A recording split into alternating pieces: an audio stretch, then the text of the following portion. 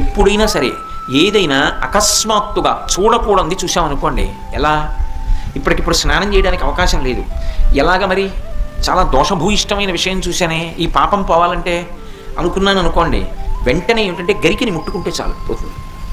తీవ్రమైనటువంటి పీడకలు వచ్చిందనుకోండి, ఆ పీడకల పరిహారం అవ్వాలనుకోండి ఏ అభిషేకమో చేయించుకోవాలి.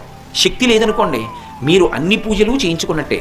స్నానం చేసి ఒకసారి గరికని ముట్టుకుంటే చాలు, స్నానం చేయకపోయినా చెప్పులు ఇప్పి గరికను ఒకసారి ముట్టుకుంటే చాలు. అందుకే శతమూలా శతాంకుర సర్వగం హరతు మే పాపం దుర్వాదు స్వప్ననాశిని. ఓ శతమూలా శతాంకుర, నువ్వు అనేకమైన వేర్లతో ముందుకెడుతుంటావు, అటువంటి అంకుర నిన్ను ముట్టుకుంటున్నాను. దీనివల్ల ఏమవుతోంది? సర్వగం హరతు మే పాపం, నా పాపములన్నీ పోతున్నాయి. దుస్వప్ననాశిని, దుస్వప్నములు పీడకల యొక్క ఫలితము పోతోంది. అటువంటి గరిక విఘ్నేశ్వరుడి పాదముల మీద వేసి తీసి కళ్ళకద్దుకుని తల మీద పెట్టుకున్నారనుకోండి, విఘ్నములన్నింటినీ కూడా తీసేస్తాడు.